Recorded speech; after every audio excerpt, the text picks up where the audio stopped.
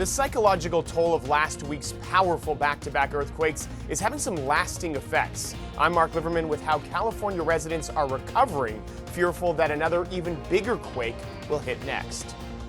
And a woman who was once charged with trying to drown her child in Montana has now succeeded in killing that child in another state, California. Coming up, how family members are reacting to that tragedy. Just ahead of 6:30 on this Monday, Chet Lehman, Missy O'Malley with you. Matt has our forecast in a moment. Our top story, thousands of aftershocks not helping residents in California recover from last week's powerful earthquakes. Officials say water and power has been restored in Ridgecrest, but bus service will be starting back up as of today. There's a lingering psychological toll that residents are facing. CBS's Mark Liverman has more. And my mom, she was, oh, there you go, aftershock. Right there, baby. The aftershocks have been non-stop since last week's two earthquakes rocked California. You didn't feel it? I did. There it was again. More than 3,000 have hit since Thursday. For residents in Ridgecrest and Trona, it's a constant reminder of the dangers they face. Can you hear that rumble a little bit? Mother Nature let us know that, yeah, she's still boss. Gonna put us back in our place. The fear of another major quake has caused some to sleep outside. It's kind of scary because you never know if it could actually happen again, and I'm kind of scared about it still. For many, the cleanup will take days. For others, weeks. With the damage that's here, if another quake comes, I'm scared what's going to happen. It's all separating right here. This is going to basically fall in. I don't think that it's a safe place to stay. At a town hall meeting last night, officials offered physical and emotional support. Get you back to being okay with going back into your house, being okay with going back inside a building, being okay going back to work. But it may be a while before they feel safe again. It's the toughest, I think, psychologically for us because we don't like being upstairs anymore. California Governor Gavin Newsom said he hopes this is a wake-up call for everyone to be better prepared. Mark Liverman, CBS News. Now, California will spend more than $16 million on new quake detecting sensors all across the state. Still an imperfect science at best, Wow. predicting an earthquake. Yeah. Yep. It's pretty easy to tell when they've happened, but when it's going to happen Yeah, is a little that's bit tricky. harder. Fortunately, no fatalities, no serious injuries from Yeah. that, but we'll just keep an eye on that for the next little bit. Matt, you've been keeping an eye on the weather. I have Kind been. of crazy stuff yesterday. Sounds like maybe another chance of that. Yeah, probably not quite as active or strong with the storms. Our temperatures are going to be a little cooler, and that'll temper some of the stronger storms. That may not be the case for neighbors to the east, eastern Montana. Southeastern Montana in particular look like they'll be under the gun today. Temperatures into the 40s, maybe some 50s. Pretty quiet start to the day, a decent amount of cloud cover early on. But those showers and thunderstorms start to develop around the noon hour, continue through the afternoon and evening. Another surge of moisture expected early tomorrow morning, and then the temperatures start to warm up. We'll talk more about that, of course, coming up in a few minutes. Just in time for Folk Fest in Butte. There you go. Looking forward to that. Yep. Our top story for you here out of the Treasure State at 6:32. A fatal hit and run killed a 10-year-old boy in Hamilton yesterday. The suspect was at large for a portion of the evening, but now officers say they have located him, booked him into the Ravalli County Jail. The Ravalli County Sheriff's Office confirmed Joseph McNamara was apprehended at a house in Hamilton last night. Information from a traffic stop led officers to that residence where McNamara was found after a 6-hour search. He was charged in connection with a hit and run that killed a 10-year-old Hamilton boy. Montana Highway Patrol investigating that hit and run, promises to release further details as they become available. And one person is suffering from at least 2 gunshot wounds after a shooting on Sunday in Billings. According to the Billings Police Department, just after 4:30 p.m., a 40-year-old Billings man was transported by ambulance to a local hospital. Billings police are still searching for a suspect. And a man was taken to the hospital with life-threatening injuries Friday evening.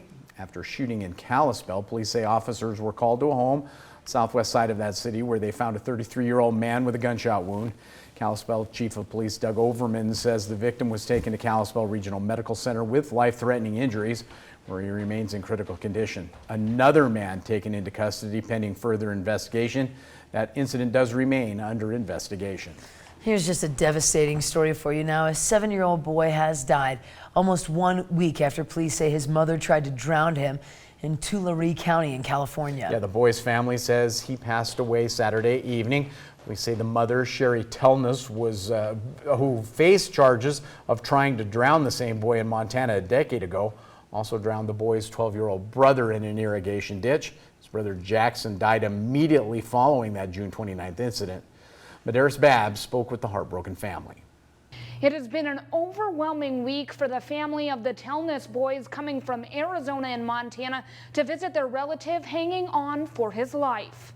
It's been exhausting in a way that I have not been exhausted in a very, very long time. Ellie Brown is the aunt of Jacob and Jackson Telness, the two boys in this photo who Tulare County police say were drowned by their mother in late June around 5 in the morning. This all happened after a neighbor reported Sherry Telness was acting strange. Brown and the rest of her family, including Jacob Telness, the boy's father, dropped everything and traveled to California to see his surviving son. A GoFundMe raised around $2,000 to pay for the father's plane ticket, but now that both the sons have died, the family has no more money to spare for the remaining costs. However, thanks to California's Crime Victim Compensation Program, the boys will be cremated and sent to the father. We do appreciate everything that the community has done for us. It's been very, very moving, in my opinion. I know Jacob is very, very, very grateful. The family is asking anyone who can to donate to the GoFundMe page because they are already in debt from the traveling cost and lost wages. You can find the link on our website. Madaris Babbs, CBS 47 Eyewitness News. Madaris tells us Telness faces multiple murder charges, will appear in court on August 15th. And state fundraising reports were released this week highlighting what is likely to be a highly contested campaign for Montana's next governor race.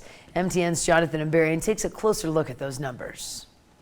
This week, candidates running for Montana state offices in 2020 filed fundraising reports covering the months of April, May, and June. The most expensive race is the Republican primary for governor. Congressman Greg Gianforte raised by far the most during the most recent period. Since launching his campaign last month, he collected more than $584,000. He loaned his own campaign $50,000. Attorney General Tim Fox raised about $109,000 in the last quarter, bringing his total for the year to about $312,000. State Senator Al Olszewski of Kalispell reported just over $142,000 over the last 3 months, including a $100,000 loan he made to the campaign. In the Democratic primary, House Minority Leader Casey Schreiner of Great Falls has collected almost $33,000 since launching his campaign in June. Former State Representative Riley Neal of Livingston also entered the race last month and has raised $325. Lieutenant Governor Mike Cooney launched his campaign after the most recent deadline, so he didn't have any fundraising to report. All of these candidates are running to succeed Governor Steve Bullock, who is termed out and cannot run again in 2020. In Helena, Jonathan Ambarian, MTN News. And as always, you can find out more information about the fundraising and the other statewide races on our websites. Staying on the campaign trail, Governor Steve Bullock has released his presidential campaign fundraising numbers. He raised more than $2 million in the 6 weeks that ended last Sunday. He also says he hit another threshold to qualify for the second Democratic candidates debate later this month in Detroit. Bullock's campaign said he has donors from all 50 states. Now, while Bullock took in $2 million, that's well beyond fundraising leaders like Joe Biden with $21.5 million during the second quarter, and South Bend, Indiana Mayor Pete Buttigieg at almost $25 million. His campaign also says he hit the minimum on a fifth poll that will qualify him for the July Democratic presidential candidates debate in Detroit. Politico reports Bullock is among 4 candidates fighting for the final 3 spots, and that tiebreakers will decide who's in and who's out. We do have to take a quick break here on your Monday morning.